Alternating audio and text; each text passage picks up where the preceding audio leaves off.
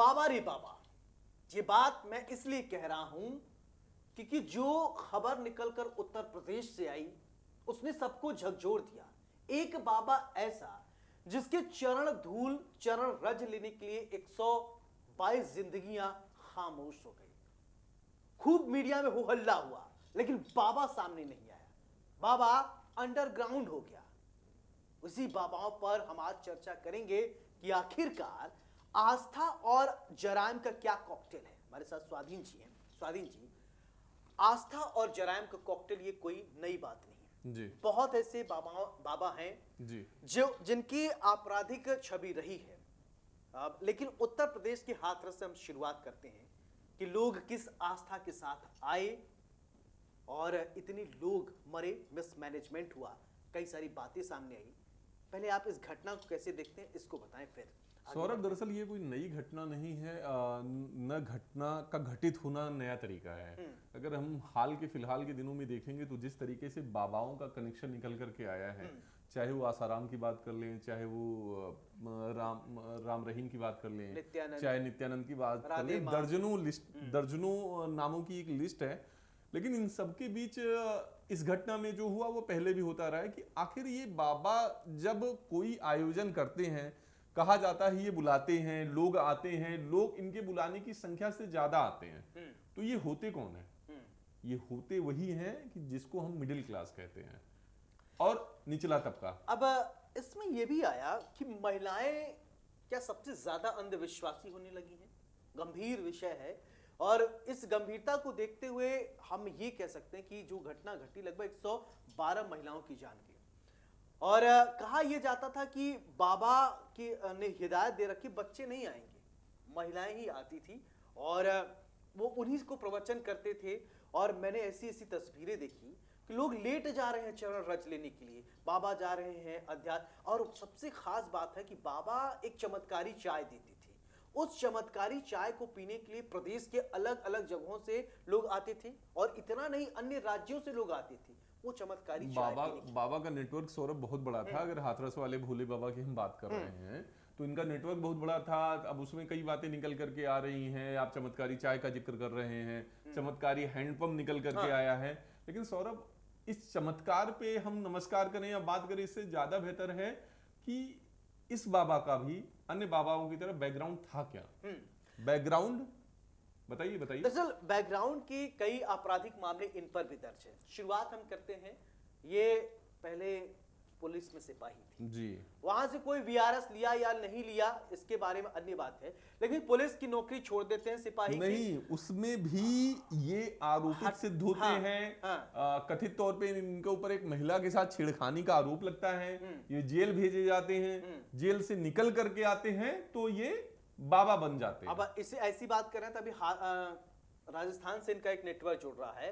हर्षवर्धन जो paper leak का मामला है उसके यहाँ ये जाते थे और वहां बाकायदा प्रवचन करते थे और दिव्य दरबार लगता था। तो हर्षवर्धन क्या ये क्या करने जाते थे? सवाल ये। अब मैं थोड़ी नैतिकता की बात कर लेते हैं स्वाधीन जी। अब सवाल ये खड़ा होता है, मीडिया में जैसे चर्चाएं हुई, एपी सिंह अभी एडवोकेट इन्होंने बनाया। एपी सिंह ऐसे मामला लेते हैं जो बड़ा टेढ़ा मेढ़ा मामला हो या उनको पब्लिसिटी मिले, जैसे निर्भया का मामला लेते हैं। नहीं भूलना चाहिए कि एपी सिंह कोई छोटे मोटे वकील नहीं है। और उन्होंने निर्भया का मामला लिया। अभी हाल में ही आपने देखा एपी सिंह ने मामला क्या लिया, सीमा सचिन लड़ रहे हैं केस। अब एपी सिंह भी ऐसी जगह जाते हैं जहां उनको लगता है कि नहीं ये मामला बहुत लामलाइट वाला है। मैंने 3-4 एग्जाम्पल आपको दिए, एक ऐसा ही मामला आया। अब दिन भर मीडिया में खूब हो हल्ला कि बाबा नहीं बोल रहे, बाबा नहीं बोल रहे हैं। कई दिन 2-3 दिन तक ऐसा होता रहा। तो एपी सिंह के माध्यम से एक पर्चा, और पर्चा में उन्होंने कहा कि हमारी संवेदनाएं उन मृतकों के प्रति हैं।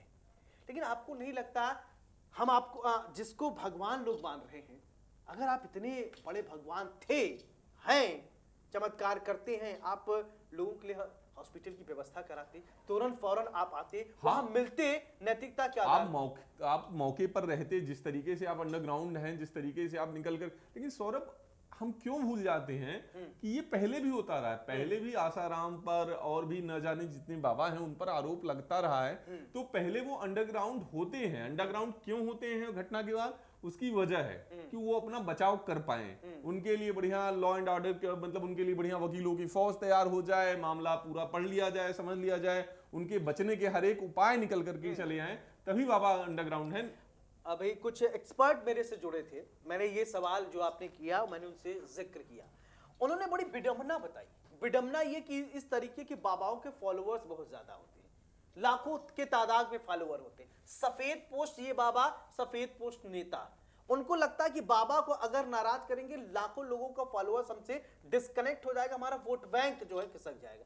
यानी प्रशासनिक दबाव जो है वो भी रहता है कि भाई जब नेता सफेद पोस्ट उसके सामने है कि लाखों जिसके अगर सौरभ फॉलोअर्स में राजनीतिक आप जिस मुद्दे पर जा रहे हैं उसमें नाम लेने में कोई गुरेज नहीं है।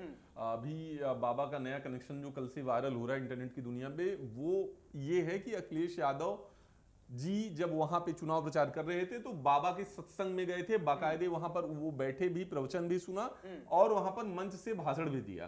तो सौरभ ये कोई नई बात नहीं है, हमें ये नहीं भूलना चाहिए कि 90 के दशक के बाद जब देश में राजनीति जो एक प्रोफेशन बनता चला गया, तो पहले पॉलिटिक्स का, राजनीति का अपराधीकरण शुरू हो गया और धीरे धीरे इन्हीं अपराधीकरण के जरिए बाबाओं का कनेक्शन भी पॉलिटिक्स के साथ हुआ है। दरअसल स्वाधीन जी होता क्या है, इस तरीके के जो बाबा हैं ऐसे लोगों को पकड़ते हैं जो अंधविश्वासी होते हैं, जिनको लगता है कि नहीं अगर हम धूल चाट लेंगे तो हमें अमरत्व की प्राप्ति हो जाएगी। बिल्कुल ऐसे लोगों को पकड़ते हैं, ब्रेन वॉश्ड लोगों को, जिनको लगता है कि वो जीवन में कुछ कर ही नहीं सकते। बिल्कुल। अरे आप सोचिए, एक छोटा सा एग्जांपल, अगर आपको प्यास लगी है, अगर नल है, आप जाएंगे हैंडपंप से दबाएंगे, पानी निकालेंगे, तब पिएंगे। ऐसा चमत्कार तो हो नहीं सकता, आप वहां गए हवा में उड़ के पानी आएगा। तो ऐसे लोग जो कर्म नहीं करना चाहते, काम नहीं कर, गीता में कहा गया है इसीलिए ना कर्म करिए, और रामचरितमानस में भी यही कहा गया है, कर्म प्रधान विश्व कई राखा, जो जस करहि तस फल चाखा। और इन्हीं सब चीजों का है कि महिलाएं क्यों अंधविश्वासी हो रही हैं, ये सबसे गंभीर विषय है।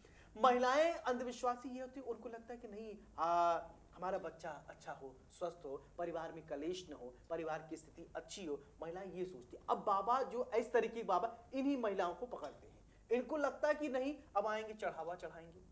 अब आपको बहुत सारे ऐसे बाबाओं की मैं आपको कहानी बताऊं, आप सत्संग में जाएंगे उससे पहले पर्चा बट जाता है, पर्चा लोगों तक पहला पहुंचा दिया जाता है कि जो अमुक राशि आपके श्रद्धानुसार हो आप दीजिए, या पैसा दीजिए, या ये करना है वो करना है। ये भी कैसे करते थे या करते होंगे, और सारे बाबा हैं, इन लोगों को क्या हिप्नोटाइज किया जाता है क्या? देखिए मैं ये तो नहीं कह सकता, लेकिन हाँ ये है कि हमारी जो मानसिक स्थिति होती है उसी मानसिक स्थिति का अगर साफ शब्दों में कहूँ तो फायदा उठाया जाता है। खासतौर पे जो महिलाओं का आप जिक्र कर रहे हैं, दरअसल हमें ये समझना होगा, अभी चर्चा के शुरुआत के पहले मैंने एक शब्द कहा मध्यम वर्गीय। मध्यम वर्गीय जो परिवार होता है सौरभ, उसमें कहीं ना कहीं पुरुष के साथ साथ महिलाओं की जिम्मेदारी घर चलाने की बहुत ज्यादा होती है। तो घर चलाने में अर्थव्यवस्था ही नहीं आती, घर चलाने में परिवार में सामंजस्य बिठाना, मसलन बेटी का समय से शादी हो जाना, बेटे की नौकरी लग जाना, बेटा सही रास्ते पे चले, पति का शराब छुड़ाना। आप देखेंगे तो इन बाबाओं के पास जाने वाले लोग होते कौन है? वो यही होते परेशान लोग, वो यही परेशान लोग होते हैं। जो मैंने 2-4 समस्याओं का जिक्र किया, वो यही 2-4 लोग होते हैं, 2-4 तरह की समस्याएं वाले लोग होते हैं। अब इसमें मुश्किल ये होती है, हालांकि हम उस पर कुछ कह भी नहीं सकते, कि ऐसा भी नहीं कि सारे लोग गलत हैं या सारे बाबा गलत हैं या सारे परिवार गलत हैं। नहीं, कुछ परिवार होते हैं, कुछ लोग भी हैं जो इन्हीं परिस्थितियों में धैर्य रख करके आगे भी निकलते हैं। भारत एक सनातनी देश है, हमारे यहाँ ऐसे ऐसे महापुरुष, सिद्ध पुरुष हुए हैं जिन्होंने समाज को बहुत आगे बढ़ाने का काम किया है। बिल्कुल, ऐसे सिद्ध पुरुषों को हमारा भी नमन है, हम उनको प्रणाम करते हैं। लेकिन ऐसे ढोंगी पाखंडी बाबाओं को आइडेंटिफाई करना चाहिए, पहचान करना चाहिए। अंधविश्वास के नाम पर जो खेल कर रहे हैं उनसे बिल्कुल दूर रहिए, ये रहना जरूरी भी है, और ये हमारे हित में भी है, आपके भी हित में है, और समाज के हित के, देश के हित में भी है। अब देखिए, जैसे आप कुछ बाबा की बात कर रहे थे, आशाराम बापू उनको कहा जाता था। आशाराम को कौन भूल सकता था? कितने लाखों करोड़ों इनको अनुयायी थे, कितने साल से जेल में बंद है। राम रहीम के कितने अनुयायी हैं, जेल में बंद है, पेरोल पर आ रहे हैं, जा रहे हैं।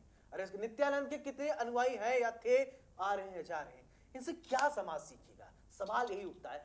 हम आदर्श ऐसे लोगों को बनाएं, हम आदर्श ऐसे लोगों को माने जिनके पद चिन्हों पर चलकर परिवार का कल्याण हो। बिल्कुल बिल्कुल। यही अध्यात्म भी कहता है।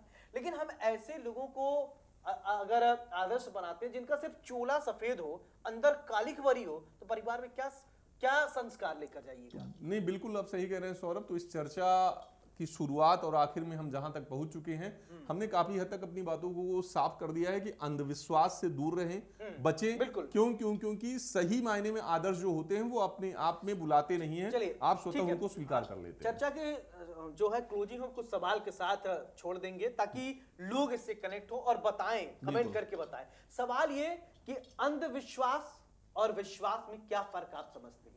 सवाल ये, जरायम यानी अपराध और अध्यात्म का क्या मेल हो सकता है? ऐसे कई बाबा हैं जिनके ऊपर आरोप लगे हैं, संगीन आरोप लगे हैं। उनके पद चिन्हों पर चलकर आप अपने परिवार में कैसा संदेश, कैसा संस्कार का बीजारोपण कर पाएंगे? यह भी अपने आप में सवाल है। सवाल यह कि हम सनातनी हैं, सनातन देश में रहते हैं, भारत एक सनातन देश में है, तो ऐसे बाबाओं की, ऐसे सिद्ध पुरुषों की पहचान होनी चाहिए जिनको वास्तव में देखकर नतमस्तक हुआ जाए, जिनको वास्तव में देखकर सत्संग किया जाए। ऐसे सत्संगियों की नहीं जिनके सत्संग में जाने के बाद दुख दर्द आपको मिले। एक महिला कह रही थी कि बाबा कहते थे कि उनके सत्संग में जो आता है रोते हुए आता है, हंसते हुए जाता है, लेकिन घटना के बाद 2 बच्चे उसके मर गए। वो कह रही है हंसते हुए आए, रोते हुए गए जा रहे हैं। ऐसे बाबाओं पर आप कभी विश्वास मत कीजिएगा। वीडियो कैसा लगा कमेंट कीजिएगा, बताइएगा। हमारा इस वीडियो के माध्यम से किसी का भावना आहत करना नहीं है, हम बस एक संदेश प्रेषित करने की कोशिश करते हैं। सावधान रहें, सुरक्षित रहें, अपना अपने परिवार का बहुत ख्याल रखें, सतर्क रहें। शुक्रिया।